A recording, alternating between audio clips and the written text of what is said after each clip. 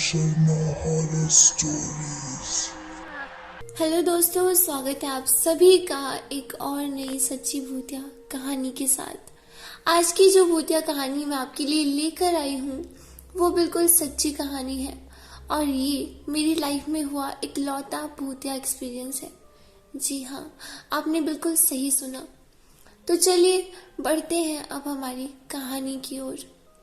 दोस्तों, मैं हिमाचल प्रदेश की रहने वाली हूँ और ये बात है 2004 की, जब मैं 4 साल की थी।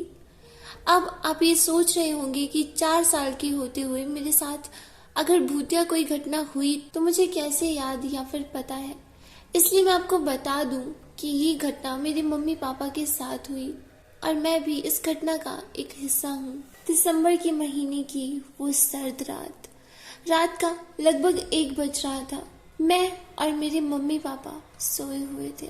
उस वक्त मेरा कोई भाई बहन पैदा नहीं हुआ था, इसलिए मैं अकेली थी।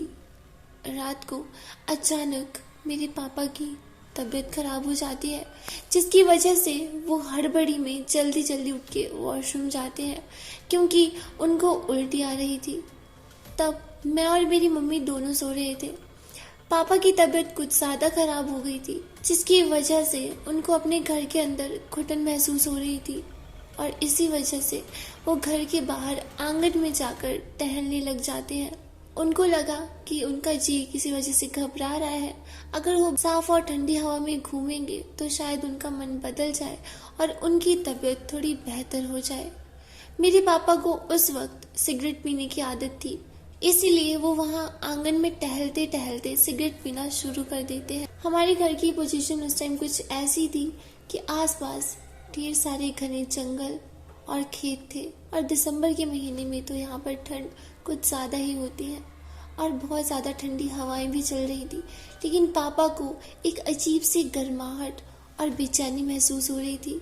पापा को आंगन में टहलते हुए अभी कुछ 5 मिनट के करीब ही हुए होंगे कि वो देखते हैं कि सामने हमारे घर के दरवाजे के पास एक औरत खड़ी हुई है। हमारे घर के आगे आंगन और आंगन के आगे कुछ खेत थे। पापा उस औरत की तरफ देखते हैं और सोचते हैं कि ये मेरी मम्मी है, तो बाहर उन्हें देखने आई है कि उनको क्या हुआ है। क्योंकि पापा ने रूम की और आंगन की लाइट नहीं जलाई थी, इसलिए उन्हें नहीं पता था कि सामने खड़ी औरत मेरी मम्मी है या कोई और। पापा मम्मी का नाम लेकर उनको आवाज लगाते हैं, ये तुम हो क्या? और जब पापा ये बोलते हैं तब वहीं दूसरी तरफ मेरी मम्मी को एक सपना आता है जिसमें मम्मी पापा नाहर सिंह जी को अपने सपने में दिखती है। बाबा नाहर सिंह हिमाचल प्रदेश के जाने माने देवता हैं। हमारे परिवार में तो वो पीढ़ियों से पूजे जा रहे हैं।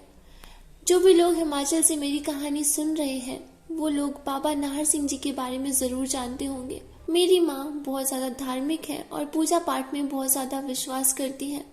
बाबा नाहर सिंह जी मम्मी के सपने में आकर उन्हें आवाज देते हैं, तुम्हारी बेटी उठ गई है, रो रही है, उसको भूख लगी है, उसे खाना खिला दो।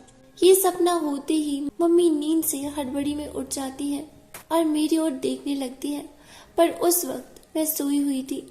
मम्मी को समझ आता है कि ये सपना था, लेकिन उनको इस बात की हैरानी थी कि ये सपना उन्हें बिल्कुल हकीकत जैसे लग रहा था, जैसे कि अक्सर होता है हमारे साथ। और उनको ये भी समझ नहीं आ रहा था कि ये सपना उन्हें क्यों आया।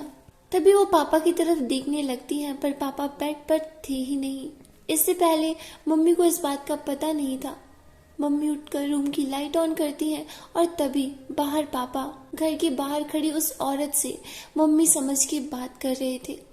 तभी माँ जब रूम की लाइट ऑन करती है तो उसकी लाइट बाहर आंगन तक जाती थी और जैसे ही लाइट ऑन करके मम्मी पापा को आवाज लगाती हैं, पापा एकदम से शॉक हो जाते हैं कि जिससे मैं अपनी पत्नी समझ के बात कर रहा था वो कोई और ही औरत है। और पापा अभी ये सोच ही रहे थे, तभी 2 से 3 सेकंड में ही वो औरत जो दरवाजे के पास खड़ी थी वो अचानक से घर के जितनी लंबी हो जाती है। जी हाँ, हमारा घर 2 मंजिल का था और वो औरत भी 2 से 3 सेकंड्स के बीच में 2 मंजिल जितना लंबी हो जाती है। तभी मम्मी भी रूम के अंदर से बाहर आ जाती हैं और मम्मी को आता देख वो औरत वहीं से अचानक कहीं गायब हो जाती है। अब मम्मी को कुछ पता नहीं था कि ये सब क्या हो रहा है, लेकिन पापा को सब पता था। वो मम्मी की तरफ फटाफट से भाग कर आते हैं और अंदर आकर दरवाजा बंद करके सिगरेट बुझा देते हैं। वो बहुत घबराए हुए थे, पर मम्मी डर ना जाए इसलिए पापा मम्मी को कुछ नहीं बताते। वो मम्मी को सिर्फ इतना बोलते हैं कि उनको फूड पॉइजनिंग हो गई थी, जिसकी वजह से उनकी तबीयत खराब हो गई थी। उन्हें वॉमिटिंग हो रही थी, इसलिए मम्मी उनको दवाई देते हैं। उस पूरी रात पापा को घबराहट के मारे नींद नहीं आती, पर वो ये बात किसी से भी शेयर नहीं कर सकते थे, क्योंकि उनको लग रहा था कि उनके घर वालों को ऐसा लगेगा कि शायद ये उनका वहम है। पापा को उस रात बहुत तेज बुखार भी आ गया था। सुबह होते ही पापा की तबीयत बहुत ज्यादा खराब हो जाती है। वो डॉक्टर के पास जाते हैं, डॉक्टर्स दवाई देते हैं, पर पापा का फीवर टूटने का नाम ही नहीं ले रहा था। ऐसे ही एक हफ्ता बीत जाता है। एक हफ्ता तो जैसे तैसे बीत जाता है, पर पापा का फीवर कभी अचानक से बिल्कुल उतर जाता और कभी अचानक से इतना तेज हो जाता, पापा की पूरी बॉडी बहुत तेज दर्द करने लगती। जब हालत ठीक होने का नाम नहीं लेती तो पापा को लगता है कि ये कोई नॉर्मल बात नहीं है, ना ही नॉर्मल फीवर है। वो सारी बात समझ चुके थे, इसलिए वो मम्मी और दादी को सारी बात बता देते हैं, जो भी उस डरावनी रात को पापा के साथ हुई थी। दादी पापा पर बहुत ज्यादा गुस्सा करती है और डांटती है कि ये बात उन्होंने पहले दादी को क्यों नहीं बताई। फिर दादी पापा को उस टाइम एक ताबीज बांध देती है और कहती है कि सुबह हम धर्मपुर चलेंगे। धर्मपुर में मेरी बुआ के घर थे, जहाँ उनके घर के पास एक बहुत बड़े पंडित रहते थे जो भूत भगाना भी जानते थे, जिन्हें हिमाचली लैंग्वेज में चेला भी कहा जाता है। सुबह होते ही पापा मम्मी और दादी मेरी बुआ के घर निकल जाते हैं और मैं मेरे दादाजी के साथ घर पर ही रहती हूँ। चेला बेसिकली उन लोगों को कहा जाता है जो कि भूत भगाने का काम भी जानते हैं और वो पंडित भी होते हैं। उनके पास बहुत सारी सिद्धियां भी होती हैं। अब कहानी आगे। मम्मी पापा और दादी दोपहर तक बुआ के घर पहुंच जाते हैं। बुआ के घर के साथ ही उन पंडित जी का घर भी था। पापा दादी और बुआ सारे लोग उन पंडित जी के घर जाते हैं। वो पंडित जी पापा की हालत देखकर ही समझ जाते हैं कि उन पर किसी भूत का साया है। एक हफ्ते में ही पापा की आंखों के नीचे गहरे डार्क सर्कल्स पड़ गए थे और उनका चेहरा पूरी तरह से मुरझा गया था। वो पापा को अपने सामने बैठने को बोलते हैं। पापा फिर उनको उस रात वाली सारी बात बताते हैं, जब वो अजीब डरावनी औरत उन्हें दिखाई दी थी। पंडित जी आंखें बंद करके कुछ देर ध्यान करने लगते हैं और कुछ देर बाद आंखें खोलते हैं और पापा की तरफ देख के बोलते हैं, तुम्हें सिगरेट पीने की आदत है ना? पापा बोलते हैं हाँ। तब पंडित जी बोलते हैं, वैसे तो ये बहुत बुरी आदत है, लेकिन उस रात उस सिगरेट ने तुम्हें बचा लिया। तब वो चेला आगे बोलना शुरू करता है, आप पर किसी ने काला जादू किया है। ये सुनकर पापा और मम्मी सब वहाँ पर शॉक हो जाते हैं। मेरी दादी घबराकर बोलती है, ये किसने किया है पंडित जी? किसी से हमारी कोई ऐसी दुश्मनी भी नहीं है। तब पंडित जी बोलते हैं, ये जादू इस पर नहीं बल्कि किसी लड़की पे किया था। फिर वो पापा से पूछते हैं, अच्छा बताओ, जिस दिन तुम्हारे साथ ये सब हुआ था उस वक्त तुमने क्या खाया था और कहाँ खाया था? दरअसल पापा उस दिन अपने किसी दोस्त के घर से खाना खाकर आए थे और ये बात वो पंडित जी को बताते हैं। तब पंडित जी बोलते हैं, उनकी कोई बहू बेटी या कोई औरत थी उनके परिवार में जो जल के मरी हो? पापा ये सुनकर हैरान हो जाते हैं कि पंडित जी को इन सब बातों के बारे में कैसे पता चला। तब पापा और ज्यादा घबरा जाते हैं और बोलते हैं, जी हाँ, मेरी दोस्त की बेटी 14 साल की, वो खुद को आग लगाकर जल के मर गई थी। तब पंडित जी बोलते हैं, और तुम उसी की तहरीर में खाना खाकर आए थे ना उस दिन? अब तक पूरे घर वाले बिल्कुल शॉक में थे। इस पर पापा बोलते हैं, हाँ हाँ हाँ पंडित जी, सही कहा आपने। तब पंडित जी बोलते हैं, तुम्हें उसकी तीरवी में किसी ने कुछ ऐसी चीज खिला दी थी जिससे तुम्हें बहुत नुकसान हो सकता है, लेकिन घबराओ मत, यहाँ से जाओ और रात को 11:30 बजे यहाँ आ जाना। हमें शमशान पे जाकर पूजा करनी होगी। और पापा ऐसे ही करते हैं और वो रात को ठीक 11:30 बजे पंडित जी के साथ चल पड़ते हैं और 12 बजे तक वो शमशान पहुंच जाते हैं। पंडित जी ने पापा को अकेले आने के लिए बोला था। पंडित जी अपने साथ कुछ सामान लेकर आए थे। वहां पर उस रात पापा और पंडित जी ही थे। उस अंधेरी ठंडी रात में अकेले उस शमशान के पास, चारों तरफ तेज हवाओं का शोर और कड़ाके की ठंड। वो माहौल तो उस जगह को और ज्यादा डरावना बना रहा था। मेरे पापा तो घबराए हुए थे, लेकिन पंडित जी बिल्कुल भी नहीं घबराए हुए थे। उनको देखकर ऐसे लग रहा था कि मानो वो अपने घर पर ही हो। पंडित जी वहां पे अपनी तैयारी करते हैं और पापा को एक घेरे के अंदर बिठा के बोलते हैं, कुछ भी हो जाए इससे बाहर मत निकलना। यहाँ पर इस वक्त अच्छे प्रेत भी होंगे और बुरे भी, और जो बुरे प्रेत होंगे वो तुम्हें परेशान करना चाहेंगे, पर वो तुम्हारा कुछ नहीं बिगाड़ पाएंगे जब तक तुम इस घेरे के अंदर हो। याद रहे, कुछ भी हो आंखें मत खोलना। पंडित जी ये बोलकर अपनी पूजा शुरू करते हैं। अक्सर शमशान घाट के किनारे पर नदी नाले होते हैं और ऐसा ही एक नाला उस शमशान के पास भी था। पूजा शुरू होते ही आसपास नाले में से पत्थर उड़कर अपने आप पापा के अगल बगल गिरने लगते हैं, पर पापा को चोट नहीं पहुंचा पाते।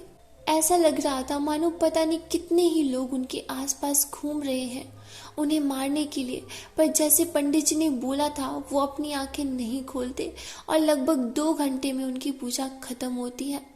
इस दौरान और भी बहुत सी ऐसी घटनाएं हुई थी जिससे पापा बहुत ज्यादा डर चुके थे, लेकिन पापा ने हिम्मत करके 2 घंटे तक अपनी आंखें बंद ही रखी। उसके बाद पंडित जी पापा को कहते हैं, यहाँ पे नहा लो और ये पुराने कपड़े उतार कर यही फेंक दो और जाओ कार में बैठो, और याद रहे कुछ भी हो जाए पीछे मुड़कर मत देखना। पापा ऐसे ही करते हैं और फिर पंडित जी कुछ देर बाद कार के पास आ जाते हैं और दोनों घर पहुंच जाते हैं। पंडित जी अपने घर पहुंचते ही पापा को बोलते हैं, अब तुम पूरी तरह से सुरक्षित हो, पर मुझे तुम्हें एक बात बतानी है। तुम्हारे दोस्त की जो बेटी जल के मरी थी वो पागल थी ना? पापा बोलते हैं, हाँ, पर आपको ये सारी बातें कैसे पता? तब पंडित जी बोलते हैं, उसकी एक चाची है जिसने उस पर काला जादू किया था, जिसकी वजह से वो पागल हो गई और उसने खुद को आग लगा ली। असल में वो पागल नहीं थी, उसे भूत प्रेत दिखने लगे थे और वो बच्ची कितना ही सहन कर पाती। मुझे अफसोस है कि मेरे होते हुए भी किसी के साथ ऐसा हादसा हो गया। तब पापा बोलते हैं, हाँ, पर आपको कैसे पता ये सब, और मेरी उससे क्या दुश्मनी है? तब वो बोलते हैं, तुम उनका प्रॉपर्टी का काम करवा रहे हो ना, और वो औरत चाहती है कि सारी प्रॉपर्टी उसके बेटे को मिले, इसीलिए उसने तुम्हें अपने रास्ते से हटाना चाहा, क्योंकि अब तुम अपने दोस्त के पक्के साथी हो। पापा बहुत ज्यादा घबरा जाते हैं और वो अपने मन ही मन कुछ न कुछ सोच रहे थे। तभी पंडित जी फिर से बोलना शुरू करते हैं, उस लड़की की मौत के बाद उसने वही काला जादू तुम पर कर दिया, और उस लड़की की 13वीं के दिन में तुम्हारे खाने में वो काले जादू की कोई चीज मिलाकर दे दी, जिसकी वजह से तुम्हें भी उस लड़की की तरह प्रेत नजर आने लगे। वो औरत याद है जो तुमने उस रात देखी थी?